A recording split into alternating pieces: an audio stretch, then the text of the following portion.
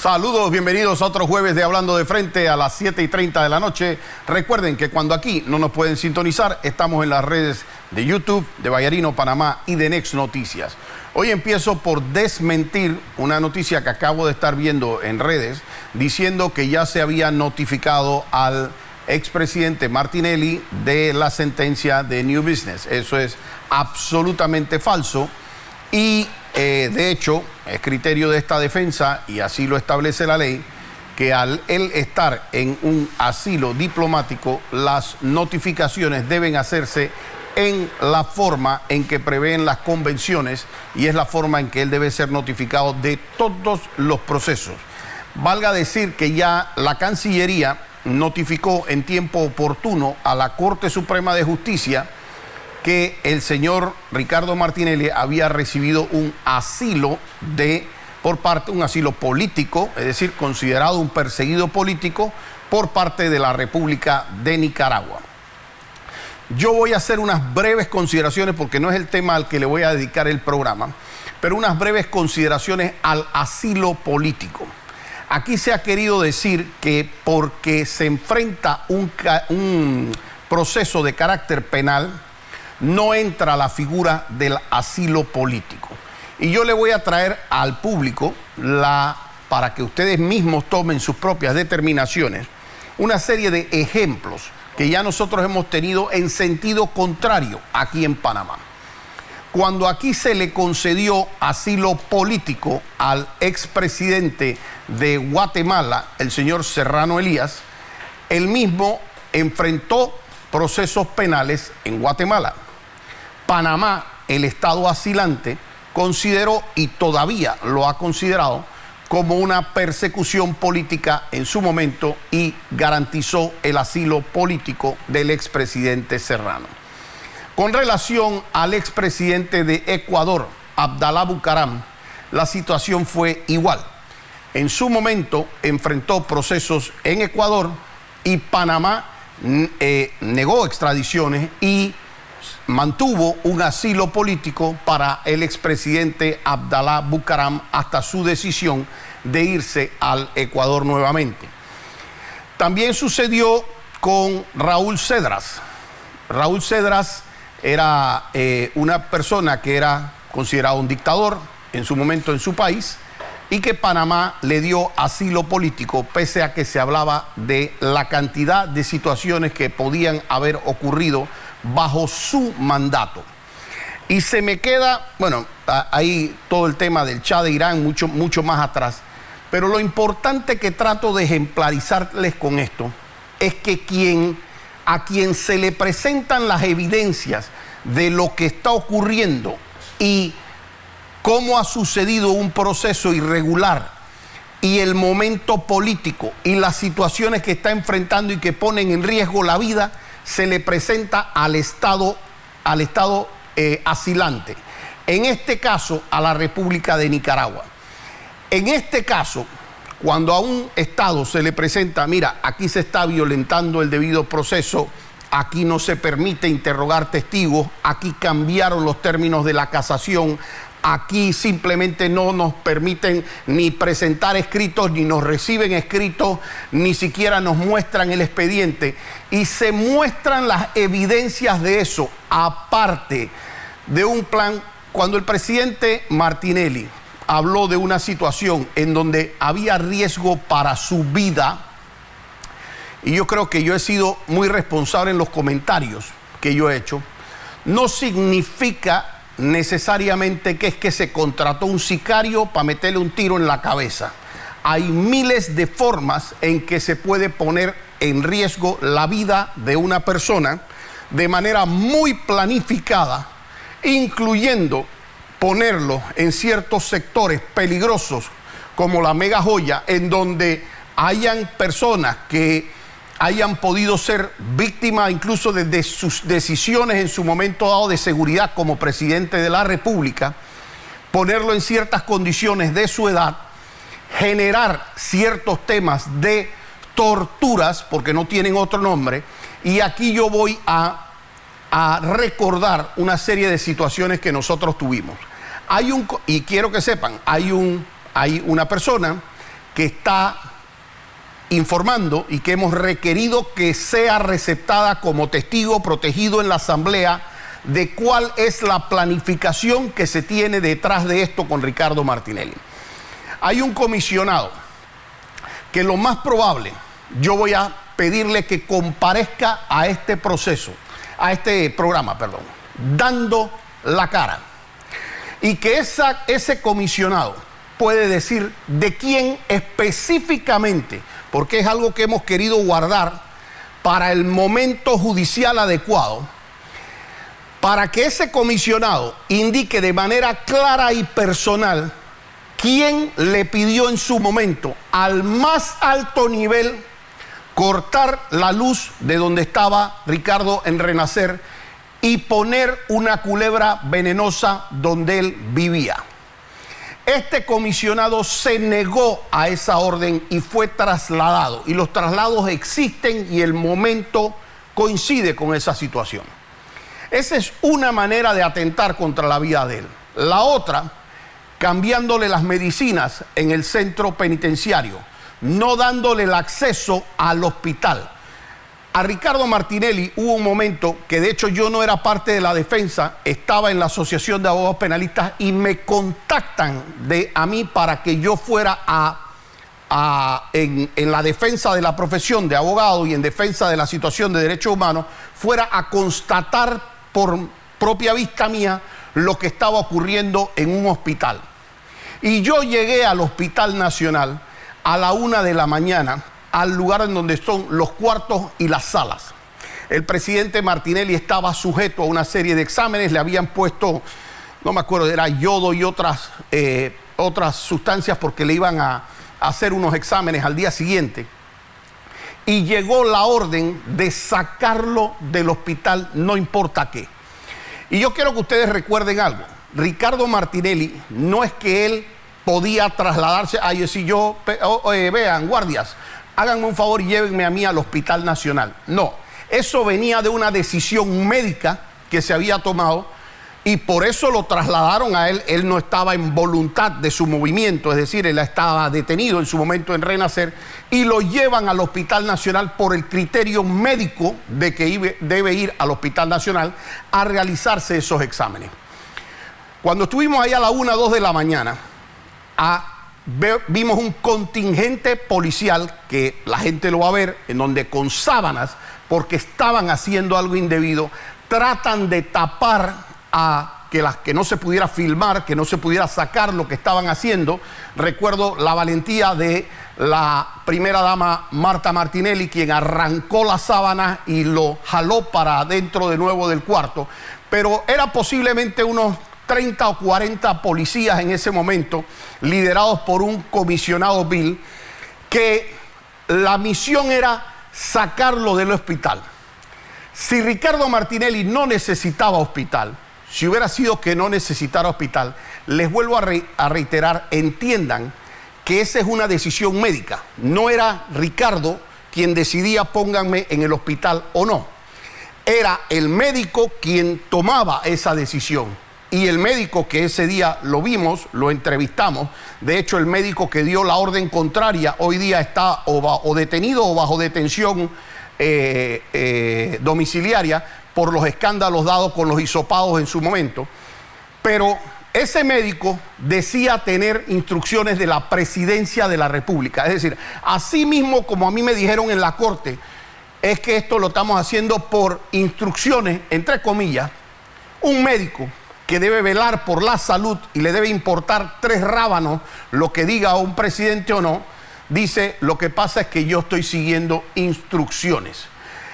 Y el médico de cabecera pedía que por favor no lo trasladaran porque él estaba en una situación riesgosa, con la presión alta, con situaciones cardíacas y pedía que no lo trasladaran.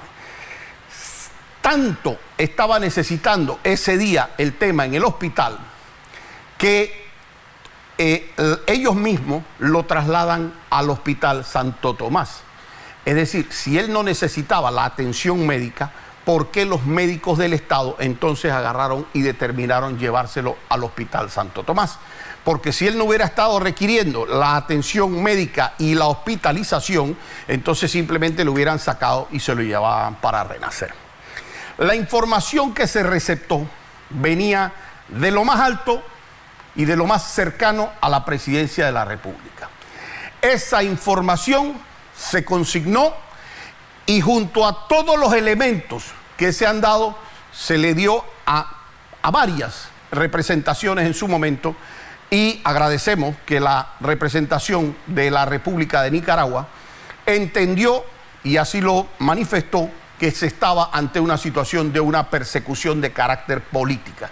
Y créanme que la decisión no es que es muy difícil, porque la decisión, cuando usted ve en audio y video, como se los puse en el programa pasado, que a los abogados no se les permite ni ver el expediente, ni recibir escritos, cuando usted ve que que se pide llevar a los testigos a juicio, y ahora ustedes van a ver ahora lo que les voy a mostrar aquí, que no se permite interrogar a los testigos, cuando usted ve que los plazos de casación son uno solo y todos se lo cambian, cuando usted vea que aquí no valen los fueros, pues es muy fácil decir, mira, así se llevan los casos de esta manera y así estos son los otros. Es decir, no es difícil, no es difícil. Y los que están actuando hoy día como jueces y magistrados, etcétera, tienen que saber que para nosotros no es nada difícil sacar los 20 expedientes que ellos estaban llevando en esos días y decir, fíjate, en estos casos, este señor daba los 15 días, 15 días, 15 días, 15 días después de la casación, y aquí, en este expediente único, no lo hizo. En este caso, se notificaba a cada persona personalmente, como manda la ley. Aquí empezaron a mandar correos en estos temas. Fíjate, en este caso, la Corte determinó que los testigos, etcétera, tienen que ir a juicio y que tiene que interrogarse claramente a los testigos, que yo no creo que ni en televisión, ni en cine, ni siquiera en los programas de chiste puede hacerse que se haga un juicio, que venga la versión de una de las partes y que no se le permita interrogar a la defensa. Eso es tan básico y sencillo para mostrar que estamos en una clara persecución política, en un momento político en donde Ricardo está de número 1 en todas y cada una de las encuestas que hay. Los propios candidatos contrarios dicen, él está arriba en las encuestas, vamos a ver para si nos unimos, si no, no subimos del 10%, etcétera. O sea, los propios candidatos reconocen que Ricardo Martinelli era el candidato a batir para ellos, y para la mala noticia de ellos, lo sigue siendo. Ahora, yo quiero pasar un cartelito que hoy pusieron en la Corte Suprema de Justicia. Y esto es para que ustedes vean la burla de esto, porque la semana pasada estuvo Carlos Carrillo, coordinador de la defensa de Ricardo, y estuvo presentando o intentando presentar una aclaración sobre el tema de la inconstitucionalidad. Y el secretario general le dijo, no, eso no se recibe y eso no se va a hacer, porque ellos querían sacar una sentencia sí o sí. Y yo quiero que vean qué dice el cartelón que pusieron esta semana en la Corte Suprema de Justicia, si me lo ponen en la sala penal. Dice, esto está puesto en la ventanilla de la Secretaría de la Corte Suprema de Justicia. Demandas de inconstitucionalidad, artículo 2568 del Código Judicial. El fallo quedará ejecutoriado 3 días después de su notificación, término dentro del cual el agente del Ministerio Público o el demandante podrá pedir la aclaración de puntos oscuros de la parte resolutiva o pronunciamiento sobre puntos omitidos. De esta solicitud se dará traslado por el término de 2 días y la Corte deberá decidir este recurso dentro del plazo de 10 días. Es decir, de haber aceptado esto como tenía que hacerse, pues estaban los 2 días hábiles adicionales y los 10 días hábiles adicionales y luego las notificaciones de eso. Pero aquí, a pesar de existir una inconstitucionalidad, que es otra de las barbaridades que hay, Pues aquí se decidió la magistrada Ariadne García y la magistrada Cornejo y la magistrada María Eugenia López decir: nosotros vamos a sacar el fallo por encima de lo que dice la ley. Nosotros estamos yo diría que en esta faena tan difícil, porque cuando usted está en un juego de fútbol, ¿verdad? Y usted ve que usted no está jugando contra el otro equipo, sino que usted está jugando contra los árbitros. Y el árbitro agarra y saca tarjeta roja a pesar de que no lo tocaron. El árbitro patea la pelota para adentro, el árbitro quita al portero, el árbitro hace... Usted es poco lo que puede hacer, salvo mostrarle esa trampa a todas las gradas. Porque las gradas en un momento dado van a reaccionar, y mi intención es que en las elecciones esas gradas reaccionen como creo que ya están reaccionando, porque cuando la gente ve ese video, y yo no puedo decir, la semana pasada a mí me pudieron llamar cientos de abogados diciéndome el asco que le daba que una secretaria de la sala penal dijera que no iba a mostrar un expediente, que no iba a mostrar una sentencia, que no iba a recibir escritos, que no iba a hacer nada, porque ella recibía órdenes. Cuando nosotros queremos mostrar eso, nosotros queremos que el país se dé cuenta: hombre, nos van a dar un expediente para hacer casación y ustedes están diciendo que nos van a dar el expediente digital. Perfecto, para eso voy yo con un notario, para eso me fui con 40, 50 personas del Colegio Nacional de Abogados, los representantes de del Colegio Nacional de Abogados, para que en el sitio pudieran ver que nos estaban dando dos expedientes distintos. Y eso causó que se hiciera una certificación de la secretaria del Tribunal Superior de Apelaciones, en donde se mostraba que habían fojas que faltaban, habían cantidad de tomos incompletos, fojas que no coincidían, pruebas que no se dieron, etc. Por eso nosotros hicimos también en su momento dado la divulgación a todo el país de que no nos estaban permitiendo interrogar a los dos testigos protegidos, dos testigos que cambiaron sus versiones, y que desde el día 1 que yo llegué a esa audiencia, yo dije: no los van a traer.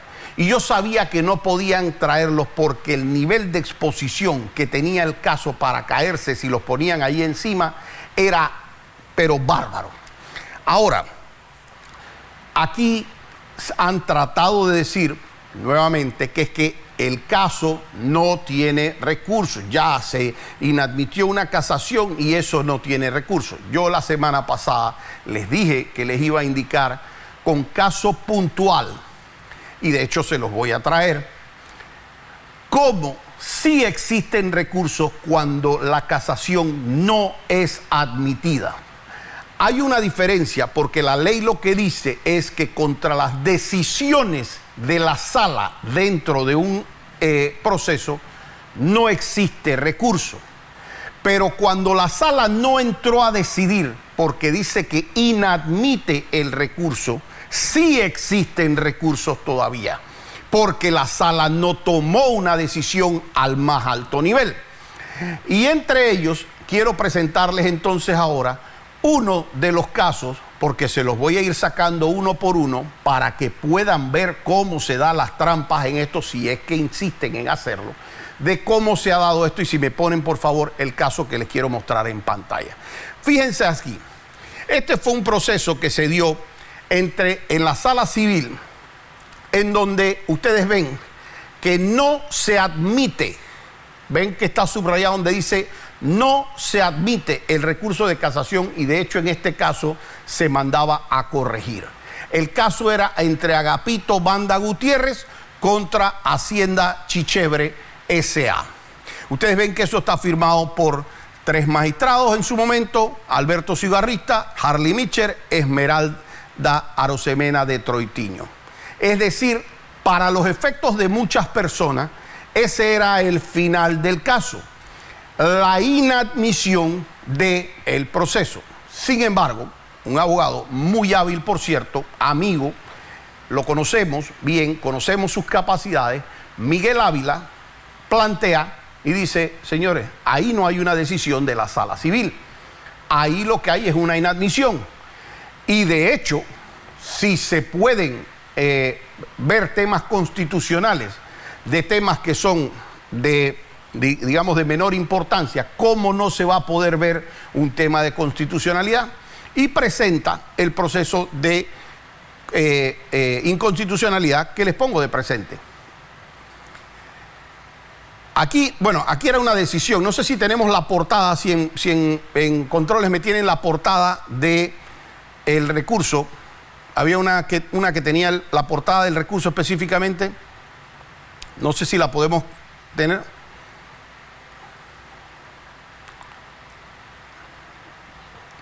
No la tenemos, no sé por qué no la tengo, pero esto era un recurso de inconstitucionalidad, en donde si ustedes se van a poner, y lo voy a pedir para leer, fíjense de qué se trata este recurso.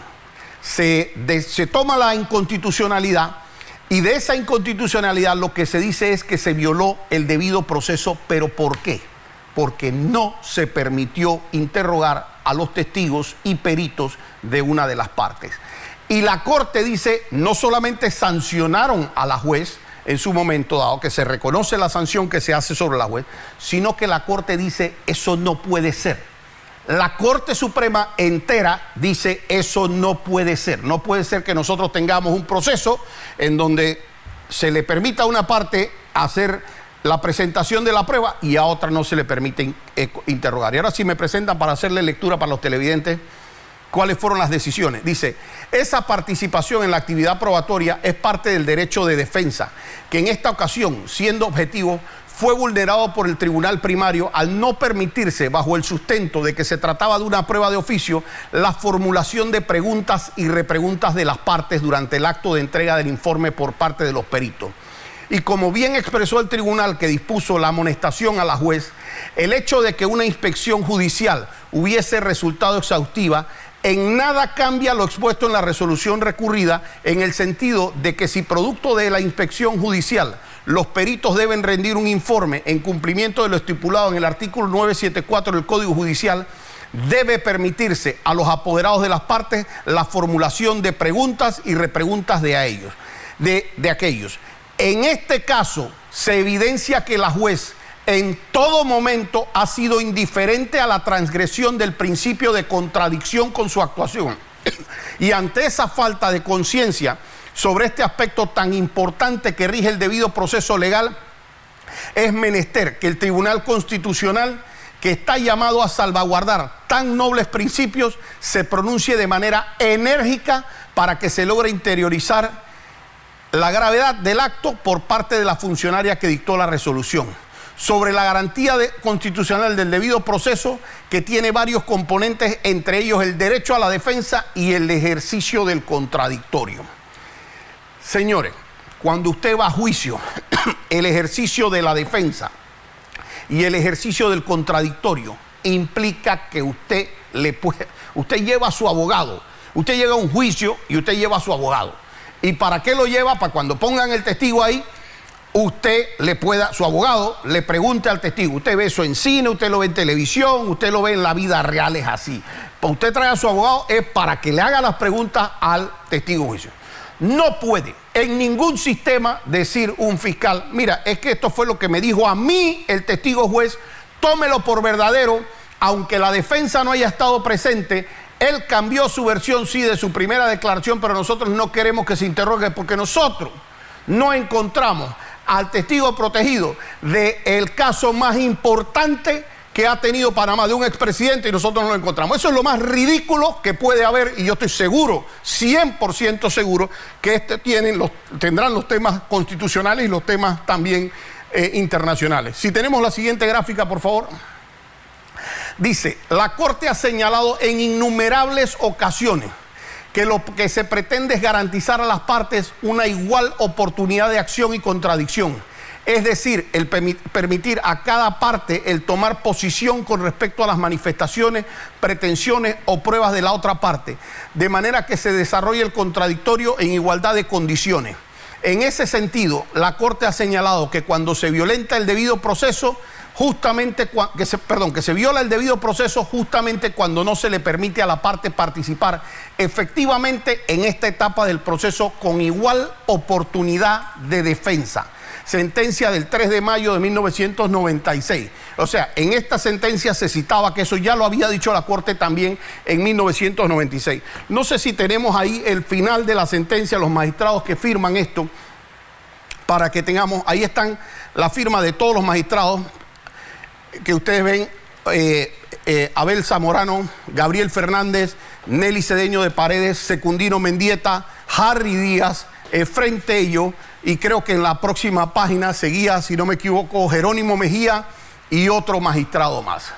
Esta fue una decisión de la Corte Suprema de Justicia en pleno que indicó que cuando había esta violación al debido proceso y que se había violentado precisamente por no permitir a dos testigos que hubieran participado del juicio, que esto era una violación absurda al derecho de defensa y que esto era una violación absurda del derecho al contradictorio y que por ende, pese a que no se había dado una admisión de la casación y siendo que la sala civil no había tomado una decisión, entonces no se podía entender que había una decisión de carácter final y que no acepte recurso alguno.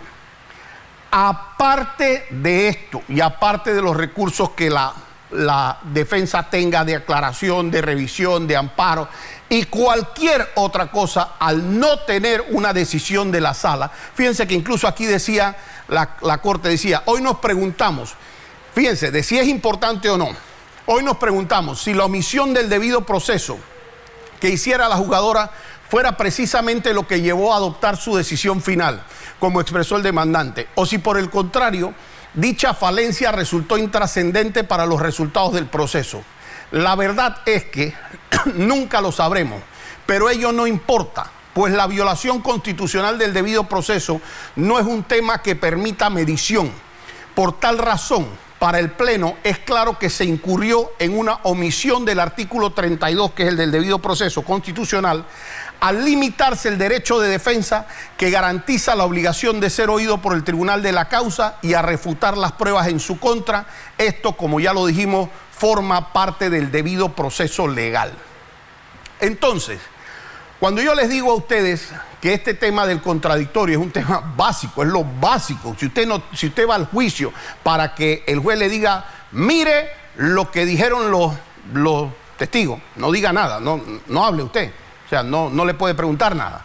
Yo me parece que nadie tiene que tener dos dedos de frente para saber que eso es la más absurda taradez que puede hacer una persona para decir, el abogado vino a ver lo que dice el fiscal que dijo el testigo, no a contrainterrogarlo.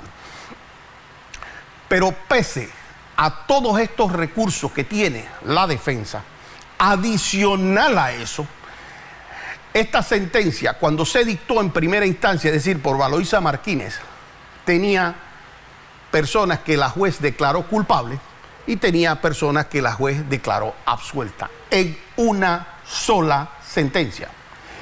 Se hizo una partición de esa sentencia por un recurso de hecho, pero la sentencia que absuelve y la que culpa es una sola. Esa sentencia como tal, los que están absueltos, la fiscalía les apeló. Y hay dentro de eso amparos, recursos, nulidades, etcétera, que afectan esta misma y única sentencia que tiene condenados y que tiene absueltos.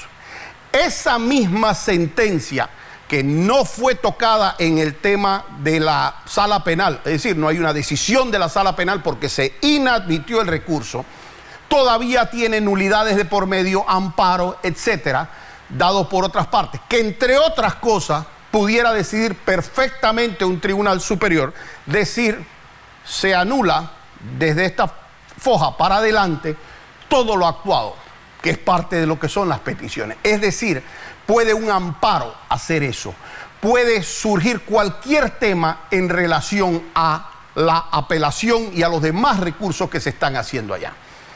¿Qué dice la norma para ir a la parte electoral? Para ir a la parte electoral, la norma dice que la sentencia tiene que estar en firme y ejecutoriada. Y la sentencia es una. Dice que para que se considere en firme y ejecutoriada, tiene que no poder existir recurso alguno en contra de esa sentencia. Entonces, si la sentencia es una sola, y todavía hay gente que mencionadas en esa sentencia que aún están vertiendo temas de apelación, entonces esa sentencia 100% no está ejecutoriada.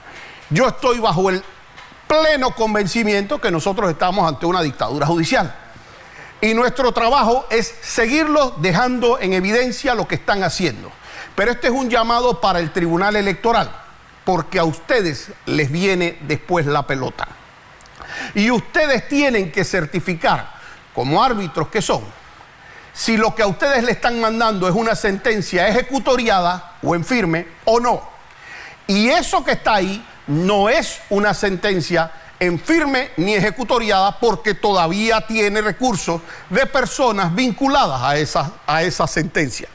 Entonces, escuché, y aquí lo vamos a poner en un próximo programa para que ustedes lo vean de viva voz, porque fue en video, al magistrado Valdés Escofri del Tribunal Electoral, quien dijo que después que se den los recursos allá y después que salga esa sentencia, el tribunal podría revisar la solicitud que hicieran de inhabilitar a Ricardo Martinelli en caso tal de que no prosperen los recursos, y que eso tenía dos instancias: el proceso abajo y luego ante el Tribunal Electoral, es decir, el juez administrativo electoral y luego ante el Tribunal Electoral. Y eso tiene que hacerse con las notificaciones diplomáticas, eso tiene que hacerse con las notificaciones como se deben, y eso tiene que hacerse con una sentencia en firme y ejecutoriada.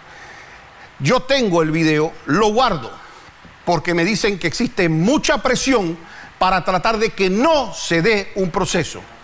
Y el trabajo de nosotros, de nuevo, es tratar de ilustrar, tratar de debatir. Yo no tengo el beneficio que todos los que hablan 7 pavadas, a veces en otros sitios, me inviten por lo menos al debate, porque yo no rehuyo el debate. Ya si a mí me invitan a cualquier canal, yo voy allá y discuto con el profesional, el colega, que tenga un criterio distinto al mío, y se lo respeto, pero que por lo menos permitan que nosotros tengamos las dos versiones. Aquí hay una cantaleta mediática diciendo que Ricardo Martinelli está ya fuera de la papeleta. Y lo cierto es que todavía no ha salido ni siquiera la sentencia en firme, mucho menos notificada, existen recursos, y después de eso tendría que ir a un proceso electoral con las notificaciones, tomando en consideración que para los efectos del asilo político, Ricardo Martinelli se le tienen que hacer cualquier notificación en la forma en que prescriben las convenciones y pasando por las cancillerías como se hacen esos procesos. Si lo van a hacer de sus forros y van a llevarse la democracia y van a llevarse aquí la justicia, porque ellos deciden que ellos, no me sirve esto, así que vamos a cambiar este escenario, lo mínimo que podemos hacer nosotros es dejarlos en evidencia, y tal como está ocurriendo, porque créanmelo que yo he disfrutado esos videos cuando de la gente que salió a carnavalear con Ricardo por el cariño que le tenían, salió a carnavalear con las imágenes de Ricardo por todo el tiempo, de la forma del endoso con cariño que le han hecho a José Raúl Mulino sobre si logran inhabilitar a Ricardo Martinelli.